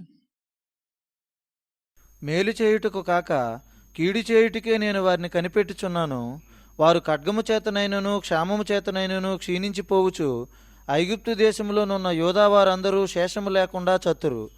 ఖడ్గము తప్పించుకొని వారు కొద్దిమంది అయి ఐగుప్తు దేశంలో నుండి యోధా దేశమునకు తిరిగి వచ్చెదరు. అప్పుడు ఐగుప్తు దేశంలో కాపురముండుటకు వెళ్ళిన యోధా వారిలో శేషము ఎవరి మాట నిలకడగా నుండునో నాదో తమదో అది తెలుసుకుందరు. చాలా ఇక్కడ చూడండి, ఇక్కడ దేవుడు అంటున్నాడు చూడండి, మీరు ఇలా అంటున్నారు కదా, మీరు వెళ్ళిపోతున్నారు కదా, మీరు నా మాట అని మీరు అంటున్నారు కదా అంటున్నాడు. ఇప్పుడు దేవుడు అంటున్నాడు, మీరేమో మీరు చెప్పింది మీరు చేస్తున్నారు కదా, నేనేమో నేను చెప్పింది నేను చేస్తున్నాను. లాస్ట్లో ఎవరు ఉంటారో చూద్దాం. దేవుడు మనిషితో మాట్లాడి దేవుడు మాట్లాడుతున్నారు, మీరు చెప్పింది మీరు చేస్తా అంటున్నారు కదా, సరే మీరు చెప్పింది మీరు చేసుకెళ్ళండి, నేను చెప్పింది నేను చేసుకెళ్తాను, చివరికి ఎవరు చెప్పింది జరుగుతుందో మనం చివరికి చూద్దాం. దేవుడు అంటున్నాడు అన్నమాట. అంటే వాళ్ళకి చెప్పినప్పుడు వాళ్ళకి ఎంత కాన్ఫిడెన్స్ ఉందంటే, వాళ్ళు అంటున్నారు మేము అనుకుంది మేము ఖచ్చితంగా మేము చేస్తాం అన్నారు వాళ్ళు. ఇప్పుడు చూడండి, మనిషితో నా మాట అంటే పర్వాలేదు, ఎందుకంటే మనుషులం కాబట్టి కొన్నిసార్లు నువ్వు మాట అన్నప్పుడు నీ ఎదుర్కొన్నటువంటి వాడు బలహీనుడై ఉంటాడు కాబట్టి చివరికి నువ్వు అనుకుంది జరుగుతుంది నీ జీవితంలో, నువ్వు అనుకుంది జరిగించుకోవచ్చు బహుశా నువ్వు. కానీ నీవు అవతల పార్టీలో దేవుడు ఉన్నప్పుడు నువ్వు అనుకుంది నువ్వు చేస్తున్నంత అనుకోసారి చివరికి జరిగేది దేవుడు అనుకుందే జరుగుతుంది. ఇక్కడ వాళ్ళు దేవునితో ఛాలెంజ్ చేస్తారు. వాళ్ళు అంటున్నారు మేము అనుకుంది మేము చేస్తాం. దేవుడు అంత లాజిక్గా మారుతా అంటున్నాడు. సరే మీరు అనుకుంది మీరు చేసుకుంటూ వెళ్ళండి, నేను అనుకుంది నేను చేసుకుంటూ వెళ్తాను. చివరికి ఎవరు నిలబడతారో, చివరికి ఎవరు నిలబడి ఉంటారో, చివరికి ఎవరు అనుకుంది జరుగుతుందో చూద్దాం. ఇప్పటికిప్పుడు మీరు అనుకుంది చేసుకెళ్ళిపోతున్నారు కాబట్టి, మీరు అన్నట్టు నచ్చిన ప్రకారం మీరు ప్రతిదీ చేస్తున్నారు కాబట్టి చివరి వరకు అదే జరుగుతుందని మీరు అనుకోకండి. మధ్యలో మీకు షాకింగ్ చాలా తగులుతాయి. చివరికి నేను అనుకుంది జరుగుతుంది కానీ మీరు అనుకుంది జరగదు. ఎందుకంటే నేను దేవుణ్ణి, నేను అనుకుంది నేను చేస్తాను. కొంచెం కింద చదవండి, చివరి వరకు చదువుకుందాం. మీకు కీడు సంభవించినట్లుగా నా మాటలు నిశ్చయముగా నిలుచునని మీకు తెలియబడుటకును, నేను ఈ స్థలమందు మిమ్మల్ని శిక్షించుచున్నందుకును ఇది మీకు సూచనగా నుండును. ఇదే యెహోవా వాక్కు. అతనికి శత్రువై అతని ప్రాణమును తీయజూచుచుండిన నెబుకద్నెజరు అను బబులోను రాజు చేతికి నేను యూదారాజైన సిద్కియాను అప్పగించినట్లు ఐగుప్తు రాజైన ఫరోహోఫ్రను అతని శత్రువులై అతని ప్రాణమును తీయజూచి వారి చేతికి అప్పగించేదను. చాలా ఇక్కడ చూడండి, దేవుడు అంటున్నాడు చూడండి, ఒక సూచన అంటున్నాడు. నేను చెప్పిన జరుగుతున్న సూచన ఇదంటే దేవుడు ఏమన్నాడు అంటే, అక్కడ ఎలాగైతే నేను సిద్కియా రాజు, నేను ఎలాగైతే బబులోను రాజ్యం నాకు రాజుకు అప్పగించానో, అలాగే నేను ఐగుప్తు రాజును కూడా తన శత్రువుల చేతికి నేను ఐగుప్తు రాజును నేను అప్పగిస్తాను. యాక్చువల్గా ఆ శత్రువు మరి బబులోను రాజు అవుతాడా వీరాలు అనేది ఇక్కడ క్లియర్గా మనకు లేదు. కానీ సిద్కియా రాజుకి, యూదా రాజుకి ఎలాగైతే నెబుకద్నెజరు అంటే ఆయన శత్రువుగా వచ్చి చెరగా తీసుకుని వెళ్ళిపోయాడో, అలాగే ఈ ఐగుప్తు రాజుకు కూడా ఒక శత్రువు ఉంటాడు. ఆయన వస్తాడు, ఆయన వచ్చి ఈ రాజ్యాన్ని పాడు చేస్తాడు. అలా పాడు చేసినప్పుడు రాజ్యముతో పాటు ఐగుప్తు ప్రజలతో పాటు మీరు కూడా పాడైపోతారు, మీరు కూడా శిక్షింపబడతారు. మీరు యాక్చువల్గా మీరు తిరిగి వాగ్దాన దేశానికి, యూదా ప్రాంతానికి మీరు రాను కూడా మీరు రారు. దానికి ఇదే సూచన. అలా జరిగినప్పుడు మీకు అర్థమవుతుంది, నేను అనుకున్న ప్రతిదీ నేను అనుకున్నట్టుగానే ప్రతిదీ జరుగుతుంది, మీరు అనుకున్నట్టు కాదు. అక్కడ చూడండి, పైన ఒక మాట అన్నాడు చూడండి, అక్కడ కొంచెం చూస్తాడు చూడండి, 20వ వచనంలో మేలు చేయుటకు కాక కీడు చేయుటకే నేను వారిని కనిపెట్టుచున్నాను. అక్కడ దేవుడు అంటున్నాడు, మీరు అనుకుంది మీరు చేస్తా అంటున్నారు, నేను అనుకుంది నేను చేస్తాను నేను అంటున్నాను కదా. ఇప్పుడు చూద్దాం, ఎక్కడుండి నేను ఎలా చూస్తానంటే మీ మీదకి మీకు మేలు చేయడం నేను చూడను. ఇప్పటికి నేను ఇంతకుముందు మిమ్మల్ని మీ పైన దృష్టి ఉంచాను, ఎప్పుడు కూడా నేను ఇంకా మిమ్మల్ని చూస్తున్నాను, ఇప్పటికీ నాకు కనుదృష్టి మీ మీద ఉంటుంది. కానీ డిఫరెన్స్ ఏంటంటే, ఇంతకుముందు నేను మీ వైపు చూసేటప్పుడు మీకు మేలు చేయడం గురించి నేను ఆలోచించేవాడిని, మీకు ప్రమాదం వస్తుందేమో అని మిమ్మల్ని కనిపెట్టుకుని మిమ్మల్ని చూస్తూ మీ మీద నాకు కనుదృష్టి ఉంచి ప్రాబ్లం తప్పించడం కోసం నేను ఎప్పుడు మీ వైపే చూసేవాడిని నేను. కానీ ఇప్పుడు నేను మీ వైపే చూస్తాను.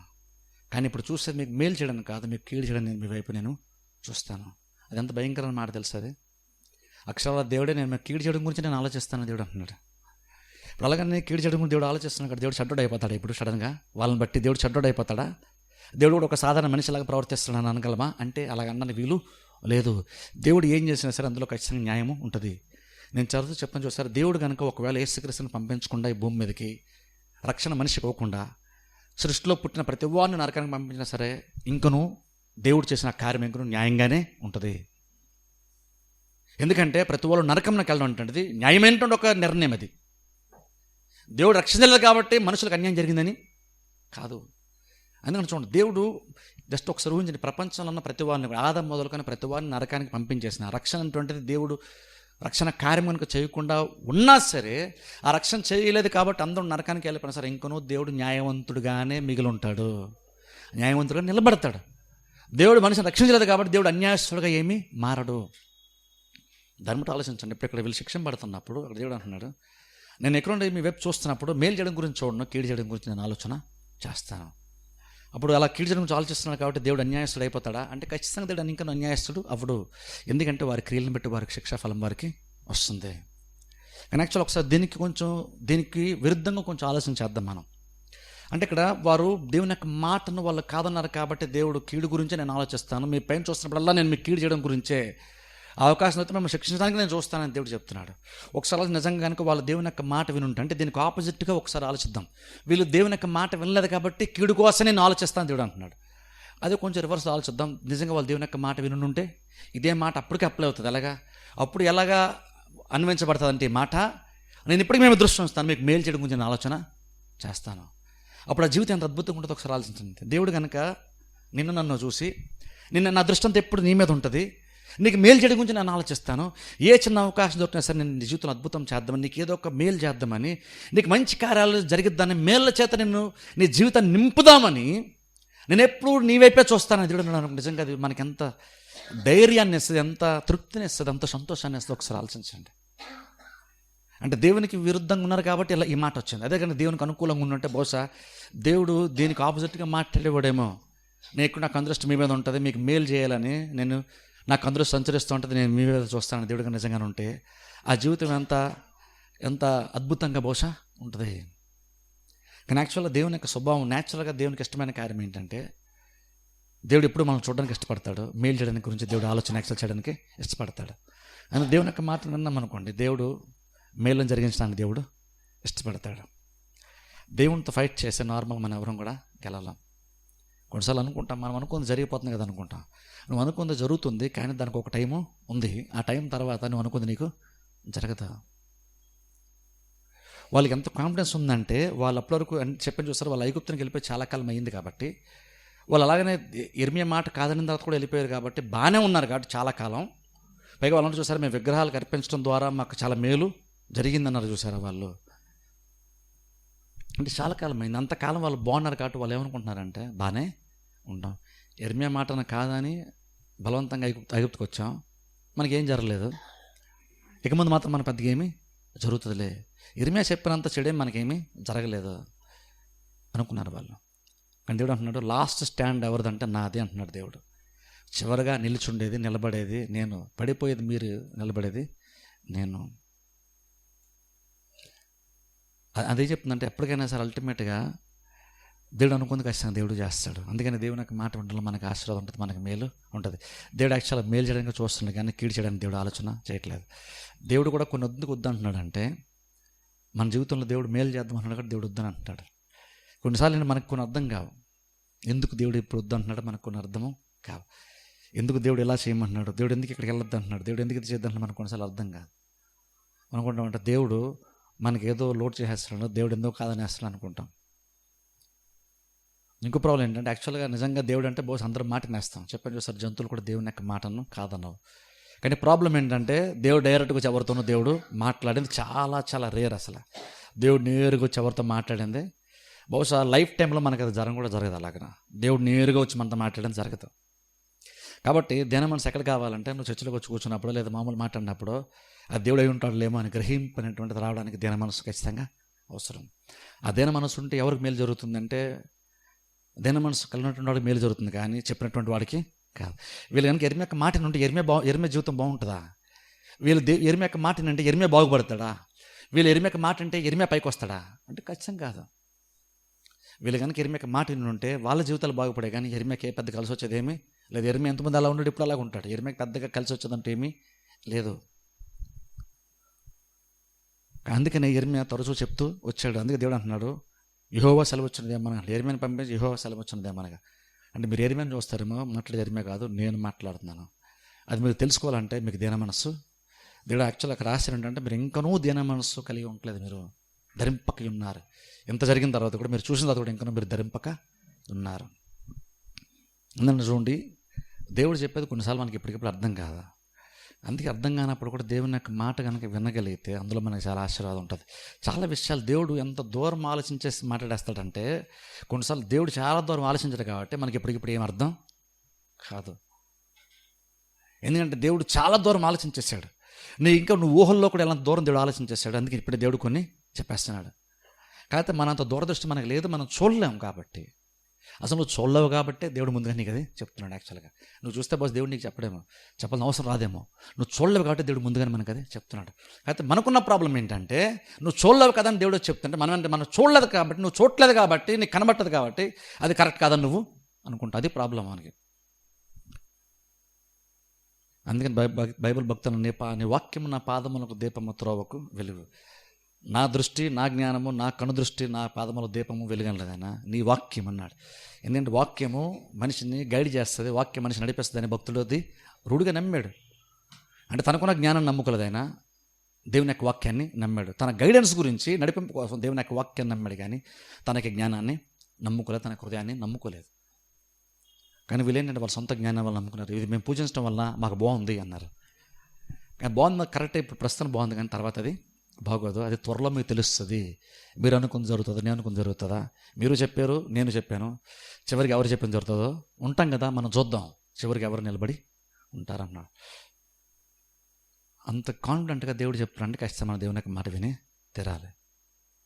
ఇది బహుశా ఎర్మియా చేసిన లాస్ట్ ప్రసంగం. అంటే దీని తర్వాత చచ్చిపోయిన మనం చెప్పలేం, కానీ ఎర్మియా బహుశా చివరిలో చేసిన ప్రసంగం ఇది. కాకపోతే మన ముందే వచ్చేసింది.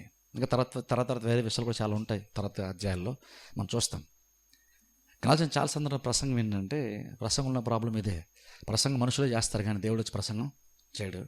మనిషి వచ్చి చేశాడు కాబట్టి దానికి సోర్స్ కూడా మనిషి అనుకుంటాం మనం. అదే ప్రాబ్లం. బహుశా మీ ప్లేస్లో ఉన్న నేను కూడా ఉన్నా, బహుశా నేను అలాగే అనుకుంటానేమో. ఈ మాట చెప్తాను కాబట్టి నేను మీ ప్లేస్లో కూర్చొని నేను గ్రహించేస్తానని చెప్పను. కానీ మనిషి యొక్క ప్రాబ్లం ఏంటంటే, మనిషి వచ్చి ప్రసంగం చేస్తున్నప్పుడు మనం మనిషి అనుకుంటాం, కానీ దేవుడు అని మనం అనుకోవడం చాలా కష్టం. కానీ దేవుడిగా చూడాలంటే నీకు ఎంతో కొంత ఆత్మీయత ఉండాలి, అంతకంటే ఎక్కువ నీకు దీన మనస్సు ఉండాలి. ఒక మనిషి మాట్లాడుతున్నప్పుడు, ఒక మనిషి నోటుంట మాట వస్తున్నప్పుడు, ఇది మనిషి యొక్క నోటు వచ్చే మాట కాదు, అది దేవుని నోటును వచ్చినటువంటి మాట అని గ్రహించేంత దీన మనస్సు, అంగీకరించే దీన మనస్సు మనిషికి ఉంటే కనుక ఆ మనిషి ఖచ్చితంగా దేవుడు పైకి తీసుకొస్తాడు. ఎందుకంటే దేవుడు ఆ మనిషిని నడిపిస్తాడు. ఎందుకంటే దేవుడు ప్రతిసారి మారుతాడు. ఎందుకంటే ఆ వ్యక్తి దేవుని యొక్క మాటను వింటున్నాడు, అంగీకరిస్తున్నాడు. దాన్ని గ్రహించే దీన మనసు వ్యక్తికి ఉంది. అలాంటి వారితో దేవుడు ఖచ్చితంగా దేవుడు నడిపిస్తాడు. దేవుడు నడిపిస్తే ఆ జీవితం చాలా అద్భుతంగా ఉంటుంది. అది ఎడారైనా సరే పాలు తిన ప్రపంచ దేశాల్లో ఉంటుంది. అదే దేవుని యొక్క మాట కాదంటే అది పాలు తిన ప్రపంచ దేశం కూడా ఎడారిగా మారిపోద్ది. ప్రార్థన చేస్తాం. అందరూ తల వంచి కళ్ళు మూసుకోండి. మమ్మల్ని మిక్కిలిగా ప్రేమిస్తున్న మా పరమ తండ్రి, పరిశుద్ధ దేవ, మీకు వందనాలు, స్తోత్రాలు ప్రభువా. ఈ రాత్రికాల సమయంలో మీరు ఇచ్చిన మాటలన్నీ బట్టి మీకు వందనాలు తండ్రి. ఇర్మియా గ్రంథంలోని ప్రభు 44వ అధ్యాయంలో అనేకమైన విషయాలు ప్రభు మేము తెలుసుకోవడానికి, చూడడానికి, ప్రభు గ్రహించడానికి మీరు మాకు ఇచ్చిన మాటలను బట్టి మీకు వందనాలు తండ్రి. ఈ మాటల ప్రభు తండ్రి మీరే మాట్లాడినటువంటి గ్రహింపు ప్రభు ఈ రోజున తండ్రి ప్రసంగం వినేటువంటి ప్రతి వారికి మీరు దయచేయమని ప్రార్థిస్తున్నాం తండ్రి. ఈ రోజునే కాదు కానీ ప్రభు భవిష్యత్తులో ఏ ప్రసంగమైనా సరే తండ్రి వింటున్నాడు ప్రభు, అది మనిషి యొక్క ఆలోచనగా కాకుండా ప్రభా దేవుని యొక్క ఆలోచనగా పరిగణించేంత దేన మనస్సు ప్రభా ఈ సంఘములో ఉన్నటువంటి ప్రతి విశ్వాసకి మీరు దయచేయమని ప్రార్థిస్తున్నాం. ఏ ఒక్క వ్యక్తిలో ప్రభా అహంకారపూరితమైనటువంటి ప్రభా మనస్సు కానీ హృదయం కానీ లేకుండా దేన మనస్సును ధరించుకునేటువంటి స్థితిని ప్రతి వారికి మీరు దయచేయమని ప్రార్థిస్తున్నాం ప్రభా. మేము తండ్రి మీ యొక్క మాట వినకపోతే ప్రభా నష్టపోయేది మేమనే విషయం మేము గ్రహించడానికి మాకు సహాయం చేయండి ప్రభా. చాలా సందర్భాల్లో మీరు మాతో మాట్లాడినప్పుడు ప్రభా తండ్రి మీరెంత దూరం ఆలోచించి మాట్లాడతారంటే ప్రభా చాలా విషయాలు మేము వాటిని ఇంకనూ అర్థం చేసుకోలేము, గ్రహించలేంత స్థితిలో ప్రభు ఉంటూ ఉంటాం ప్రభా. అయినప్పటికీ ప్రభా నువ్వు మాట్లాడుతున్నప్పుడు ప్రభా నీ స్వరము కాబట్టి అని మాకు అర్థం కానప్పటికీ వినేటువంటి మనస్సును ప్రభా ప్రతి వారికి మీరు దయచేయండి. అట్టి తగ్గింపు మనస్సును ప్రభా, అట్టి దిన మనస్సును ప్రభా ప్రతి వారు ధరించుకోవడానికి సహాయం చేయండి ప్రభా. దేన మనస్సును ప్రభు వారి మనస్సులకు ధరించుకునేటువంటి స్థితిని ప్రతి వారికి మాకందరికీ మీరు దయచేయమని ప్రార్థిస్తున్నాం ప్రభా. మీరు ఇచ్చిన మాటలను బట్టి ప్రభా మీకు వందనములు స్తోత్రాలు చెల్లిస్తున్నాం. రాత్రికాల సమయంలో వాక్యం వినాలని ప్రభు బిడ్డలు వచ్చుండగా బిడ్డలను మీరు దీవించండి, వారి కుటుంబాలను మీరు దీవించి ఆశీర్వదించమని ప్రార్థిస్తున్నాం ప్రభా. వాక్యం పట్ల ఆసక్తి కలిగి బిడ్డల మందిరానికి వచ్చుండగా వారి కుటుంబాలను దీవించండి, వారి కుటుంబాల సొత్తంతటి ప్రభు మీరు కాపురం ఏంటి ప్రభు మీరు పోషించే ప్రతి అవస్థలు తీర్చే ప్రభా. ఎవరైతే బలహీనంగా ఉన్నారో వారు ముట్టండి, స్వస్థపరిచి ఆరోగ్యం దయచేయమని ప్రార్థిస్తున్నాం. వారి కుటుంబంలో ప్రతి అవసరం ప్రభు మీరే తీర్చండి, సమస్యలుంటే పరిష్కరించమని ప్రార్థిస్తున్నాం ప్రభు. శాంతి, సమాధానం, నెమ్మది, తృప్తి, బలము, ఆరోగ్యాన్ని ప్రభా సకల ఆశీర్వాదాలు మీరు దయచేయమని ప్రార్థిస్తూ వచ్చిన ప్రతి బిడ్డని మీరు దీవించి ఆశీర్వదించమని యేసుక్రీస్తు నామమున ప్రార్థిస్తూ ఉన్నాం మా పరమ తండ్రి, ఆమేన్. మన తండ్రి అయిన దేవుని ప్రేమయు కుమారుని యేసుక్రీస్తు కృపయు పరిశుద్ధాత్మ నిత్య సన్నిధి సహవాసము మీ అందరికీ సదా తోడే నడిపించును గాక, ఆమేన్.